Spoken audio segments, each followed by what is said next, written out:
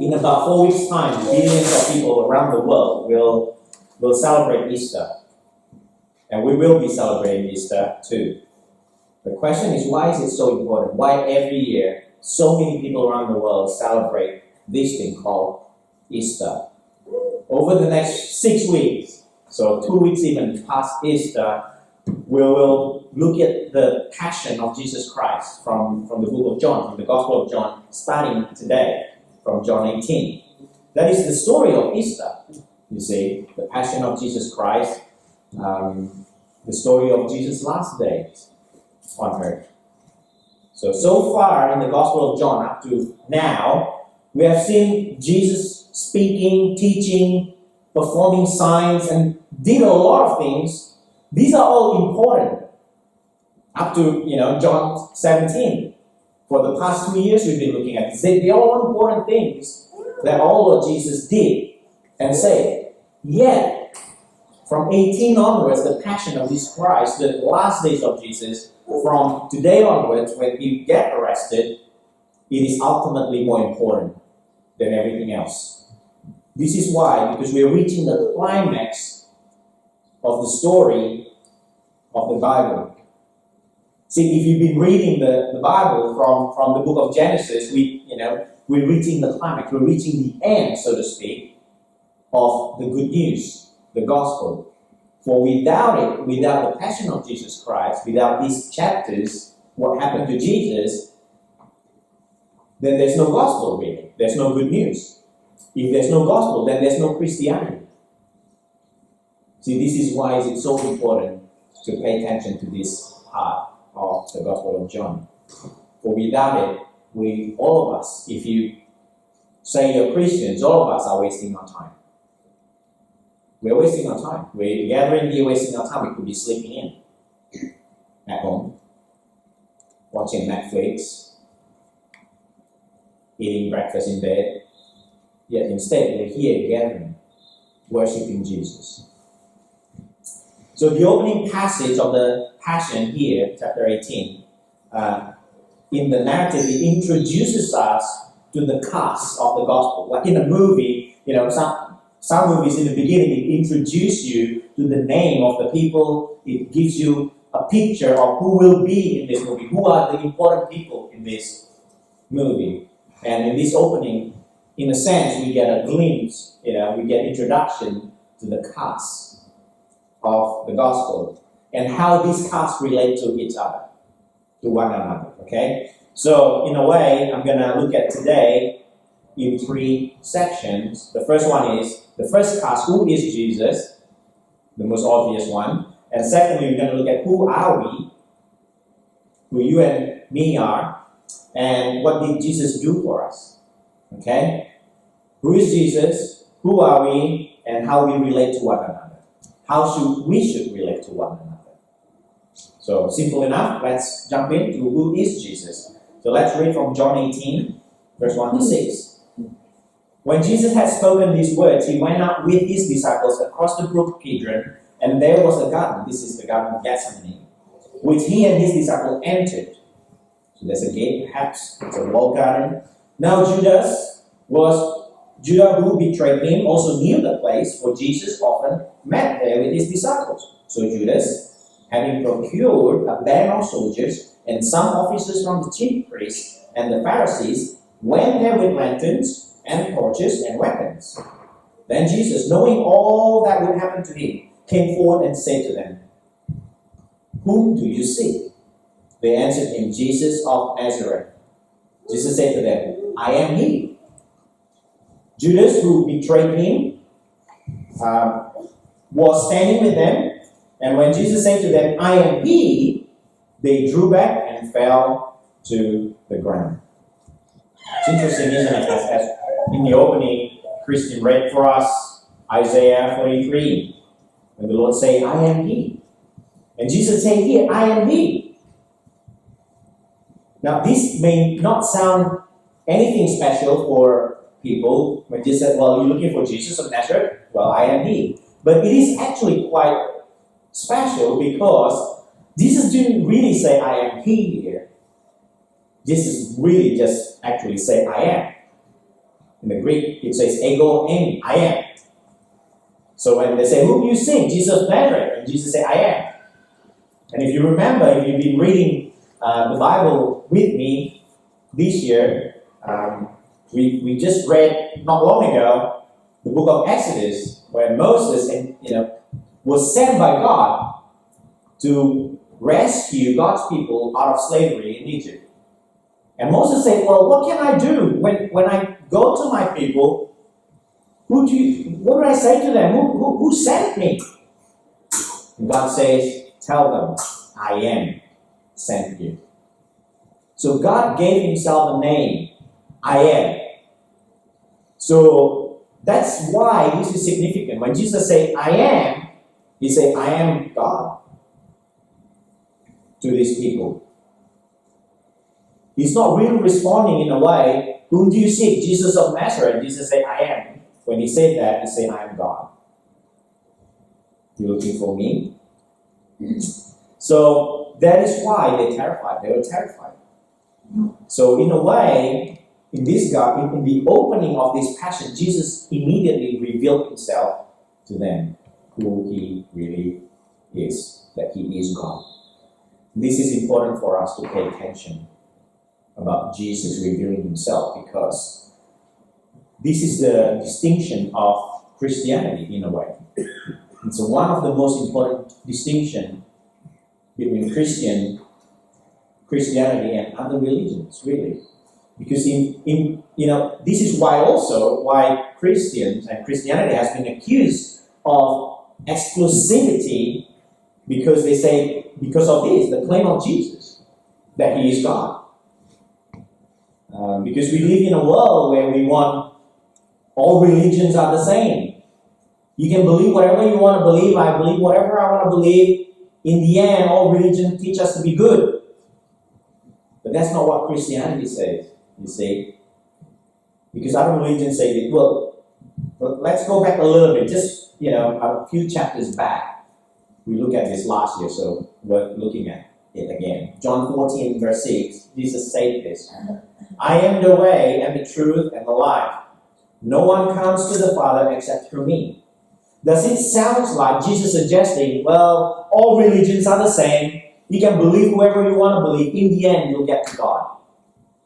No, Jesus said, I am the way, I am the truth, I am the life.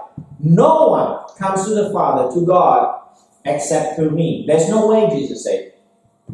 If you don't come to me, you will not get to God. If you want to get to God, there's only one way.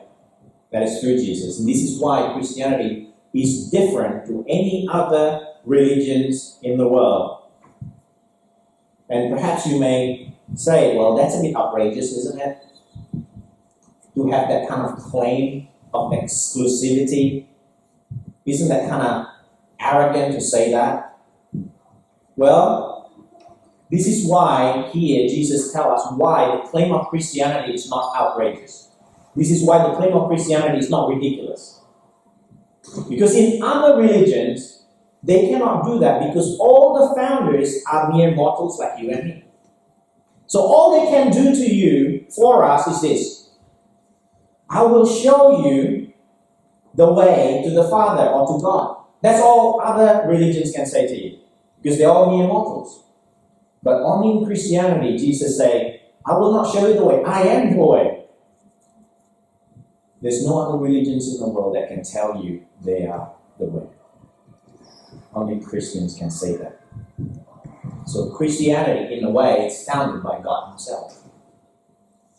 And that's why when Jesus said, I am, it's a proof that he has the authority to say that he is the only way. And no other religions in the world can offer us that. No, nothing. The only reason, if there's any reason at all, that the claim of Christianity is not, the claim of Christianity is outrageous, the only possibility if what Jesus says is not true.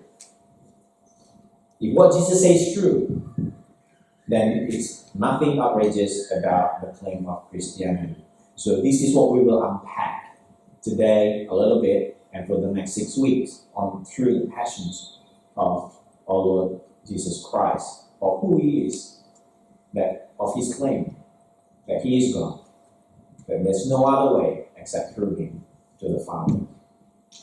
So now, the question is this for us. I want us to reflect on this. If what you are looking for in Christianity or in a religion, whatever religion it is that you, or spirituality, see some people, modern people, postmodern people like us, some of us don't like the word religion. We like to call it spirituality. They're the same thing. But if you're looking for a religion or spirituality or set of kind of guidance to abide in your life, to enhance your life, to make your life better, then Christianity is not for you. Let me say that again. If you look towards Christianity or any other religion to enhance your life, so that you have a good life, so that you have a happy life, whatever it is, whatever enhancements you look for in your life, and you look to Christianity for that, then I'm going to tell you that Christianity may not be fit for you. Because some of us have been treating Christianity as some sort of life-enhancing religion. We come to God to be enhanced. It is true when you become a Christian that your life gets better. It is true. Enhance or flourish in a way. It is true, but because Jesus is God, Christianity, your religion, your belief in Jesus will demand everything from you. Can you imagine that? Can you imagine someone in your life that demands everything from you? If you're married, sometimes even the idea of that someone, our spouse, demanding everything of us is too burdensome for us. It's too overwhelming for us. But if you are a Christian and you say, Jesus is my Lord, then He will demand everything of you. So if you just want something to make your life better or enhance your life, then this is what I'm going to say. Christianity will be too costly for you. You'll be overpaying for what you're getting. Because there are more cost-effective way or more convenient alternatives for you if all you want is a good life. There's other ways. Easier way, cheaper way that will not demand everything of you. See, to be a Christian is not simply to show up on Sunday. To be a Christian is not, in some cases, even to show up every now and then when you can get up in the morning, or when you don't have anything to do. It's like, oh, I'm free this Sunday, then I'll rock up in church. I've got a birthday plan, so I'm not going to come to church.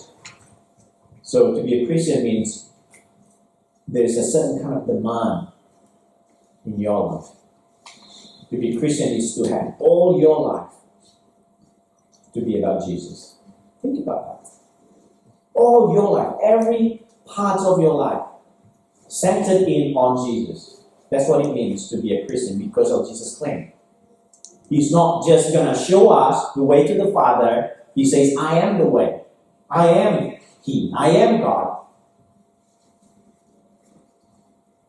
So to be a Christian, it will affect how you work, how you study, how you treat your spouse, how you treat stranger, how you spend your money, how you're not spending your money, how you spend your time, how you're not spending your time, what shows you watch on Netflix, what shows not to watch on Netflix. It will affect every single part of your life.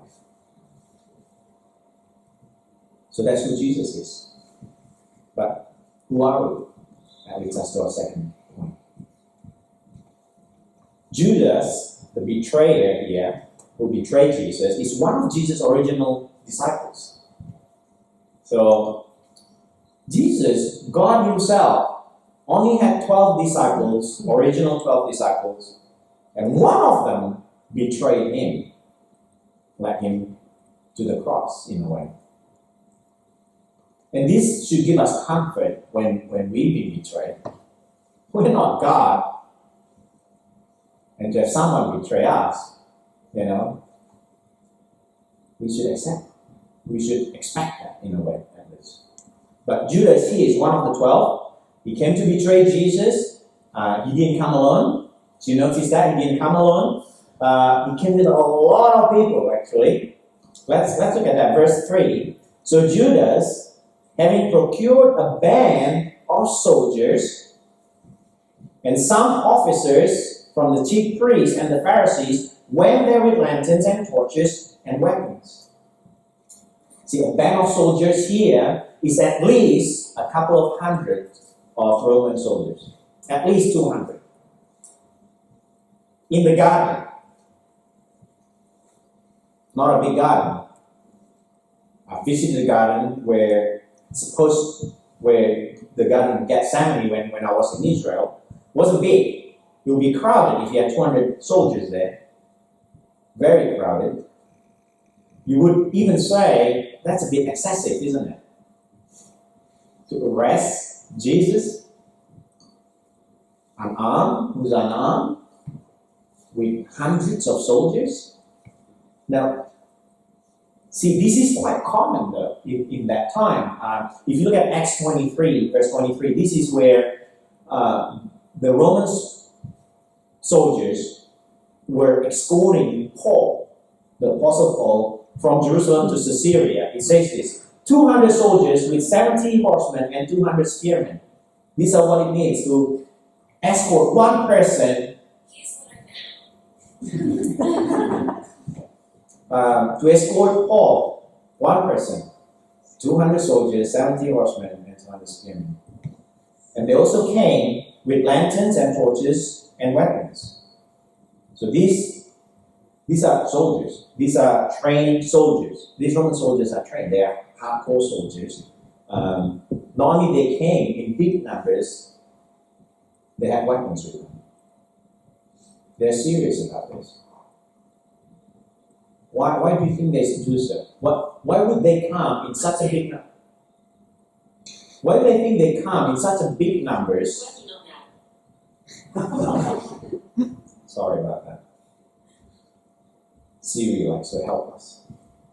So, why do you think they come in such big numbers with weapons and everything? Well, it's to intimidate. That's why. To intimidate, to scare Jesus and the disciples. See, we may not be able to picture this, but imagine you're sleeping. This is dark. They come with torches and lanterns. Imagine you're sleeping at night at home. There's a loud banging on your door, and there's a handful of army personnel, armed, fully geared, banging on your door. That would intimidate anyone. That would certainly intimidate me. This is hundreds of them doing that. But did they intimidate Jesus? Let's look at what happened next, verse 4 to 6. Then Jesus, knowing all that would happen to him, came forward and said to them, "Whom do you seek?" Doesn't sound like someone who was intimidated. They answered him, "Jesus of Nazareth." And Jesus said to them, "I am he." Judas, who betrayed him, was standing with them. When Jesus said to them, "I am he," they drew back and fell to the ground. This is interesting. They came to intimidate Jesus. Instead, when Jesus revealed himself to them, "I am he," what happened? They drew back and fell to the ground. We just looked at the passage just last week from the book of Ephesians about standing firm, standing your ground.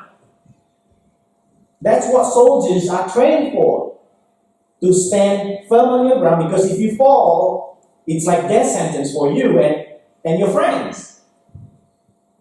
Jesus didn't do much. Jesus just revealed himself. "I am he," and the effect is they drew back and they fell to the ground. As I said, these are trained soldiers, trained to stand firm, to stand their ground. If we treat come on, we're clumsy people, some of us are. That's normal, because we think that's not a big deal, because we think we are. yourself. We are untrained. Our knees are weak. Our quads are not trained. We don't do leg press 200 kilogram or whatever we do. We're weak, so we think it's normal. But these are not for them. These are not normal for these people. So think about that. Even great numbers of trained soldiers drew back and fall to the ground. Jesus was unharmed. This reveals a lot about the soldiers, and in turn reveals a lot who we are. But how about what does it reveal to us about who we are and who the soldiers are? See, in the Bible, when a mere mortals, human being meet a divine being, the reaction is never mild.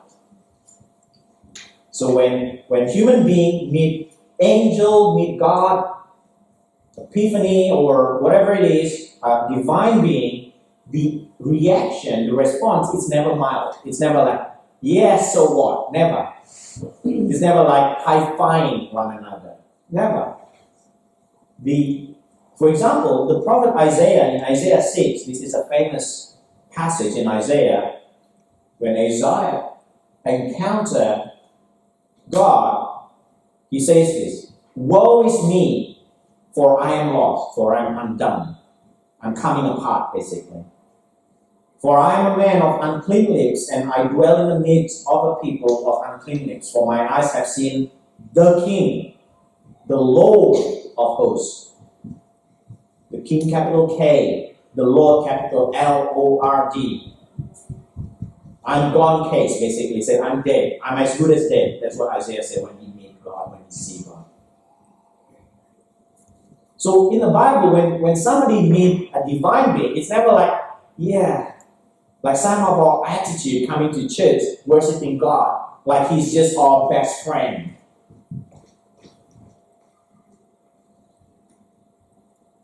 Isaiah fell apart in the presence of God. Moses wanted to see God, and God says, what? If you see me, you will die. Uzzah, helping King David to move the Ark of the Covenant. Remember that story in the Old Testament? The Ark was about to fall down, and Uzzah, thinking he's so great, he touched and tried to hold up the Ark of Covenant. Instantly, he died. There are many more examples in the Bible. But to show us when a person, a human being, meet a divine being, the action, the reaction, the response is never mild. It's not mild. It's far from being mild. Always extreme. The question for all of us is this, to understand who we are. In the presence of God, you too will fall to the ground. Sooner or later, whether you realize it or not. Some people fall to the ground right now in this life. Others fall to the ground in the life to come. But for those people, it will be too late. Many Christians, though, however, sadly, even if you're a Christian today, do not have this response, this reaction to God. We don't fall to the ground in the face of God. We treat God simply as our secret key to a happy and fulfilled life. If I have Jesus, if I become a Christian, then I will have a fulfilled, happy life. We don't treat him as God. We treat him as an ATM, that if we know the PIN number, money will spit out of that machine. Some of us treat God like that. We don't fall to the ground. See, again, I'm not saying that if you become a Christian, you will not be happy, or your life will not be fulfilled, or have a flourish and good life. I'm not saying that. But a lot of us, perhaps, still coming to God and Jesus expecting just that He will do that for us. Yet our response is not falling to the ground, worshiping Him, reusing Him. Will you fall to the ground in the presence of God? I'm not talking about physical posture falling to the ground. Perhaps we need that sometimes. But mainly I'm not talking about that. Mainly I'm talking about how we live our life. How you live your life. See, the reason we don't fall to the ground worshiping God is because we think there's something else or someone else that can help us apart from Jesus. Jesus is just one of them, one of the keys. There are many ATMs out there. Jesus is just one of them. So there's no need for us to fall to the ground and center all our life around Jesus, because there's other options. What are the other options? What are the other options? Well, our relationship. That's a big one. We look at our relationship to be one of those elements in our life that will make us fulfilled, happy, satisfied. If you're single, you think, if I have a relationship with someone, then my life will be better. If you think that way, then you have not fallen to the ground in the face of God, before the face of God. You still fall to the ground on other things.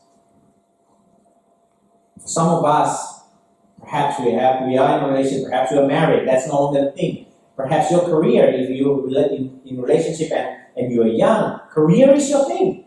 Only if I have that position, then I'll be satisfied. For now, I'm just gonna work and do it and perhaps even suck. Doesn't matter. I'm gonna sweat because my goal is there. I'm gonna have that position. I'm gonna get that job at that company. If that's your attitude, then you have not fallen to the ground before the face of God. And some of us, if you're even younger, perhaps you're great if you're still studying. If only I can get this, so in order for me to get into this university, to get this degree, then I'll be satisfied. Then I'll be fine. See, there's in so many ways, we could show that Jesus is not the center of our lives. Is Jesus the center, at the center of your life? Because if He is at the center, if Jesus is at the center, then nothing will break you apart from the inside out. You may not have the relationship or the careers or the degree or the money that you aim for. You may not get that, but you will not fall apart. You will not be broken. When life disappoints you, you will not fall apart. Instead, you will worship. When life disappoints you, you will count your blessings. But if you don't, if the relationship is the center of your life, it's one of the center of your life, when you lose that relationship, when that relationship disappoints you, oh man, you will stumble, just like the soldiers. You will fall back, you will stumble, you will fall apart like Isaiah, you will become undone. Whatever it is, whether it's your relationship, your career, your wealth, your health, your parents, your children, if any of this takes center in your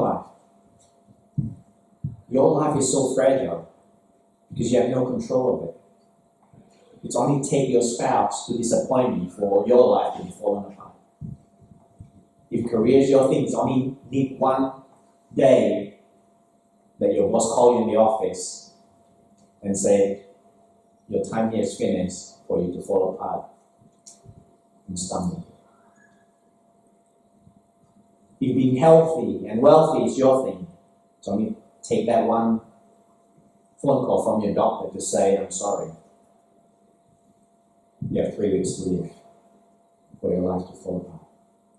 But if Jesus is at the center, when any of those things happen, you fall to the ground and you will worship. And you will count your blessing. That's who we are. So what did Jesus do for us? And for the disciples? And for the people that He encountered in the garden? The question is for us that I want to address in this last point is, what happens when you stumble in life? If Jesus is at the center of your life, what happens when you stumble? See, if you live long enough, you will experience disappointment, So if you're really old and you have experienced a lot of disappointments, some of you, I can say, perhaps you have experienced a lot more disappointments and betrayal, broken relationship, losing jobs, losing anything, like a lot more than me. But some of you have not experienced as many. So let's look at what happens then. What happens when you stumble? John 18, 8-9. Jesus answered, I told you that I am he. So if you seek me, let this man go. Pointing to the disciples. This was to fulfill the word that he had spoken. Of those whom you gave me, I have lost not one.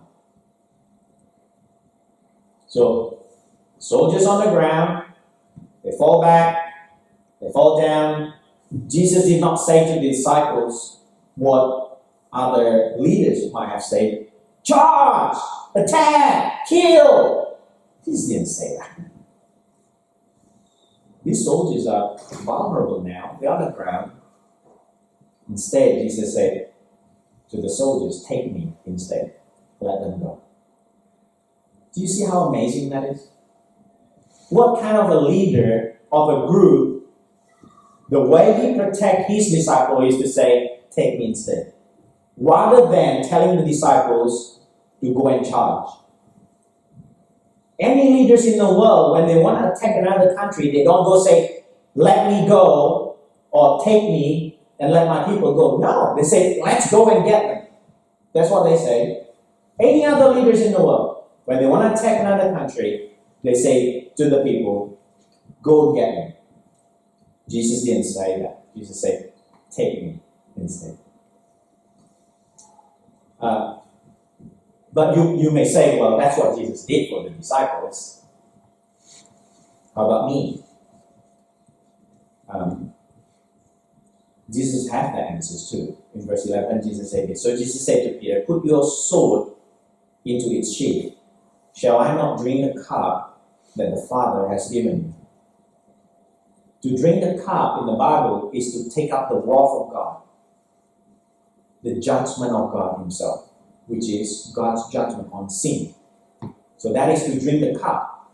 So when Jesus said, take me instead, leave this man, Jesus basically said, let the wrath of God be upon me. The judgment of God for sin be upon me, not on these disciples. So it's not just about rescuing them from the hands of the soldiers that night. It's not about the physical arrest and the physical release of the disciples. It's beyond that here. Jesus didn't say, let them go in a way that so that they do not get arrested. Jesus sees this as him taking the wrath of God, taking the judgment of God for the sins of the disciples. So what it means is this, what Jesus did for the disciples there applies to you and me today as well. So no, Jesus did not just do it for the disciples. Jesus did it for you and me also. This is what it means for us, for what Jesus did for you and me and for the disciples. It means this. When you stumble in life, when life disappoints, when your spouse disappoints, when career disappoints, when the bank balance is running low, when the doctor say you have cancer, this is what it means. When your life is falling apart, Jesus will not just come to you and say, take it, be strong. You are better than that. You can do it. Instead, Jesus will come, take your hand, and say, let me take your place. He did not just come to comfort, to rub your back. He came to take your place.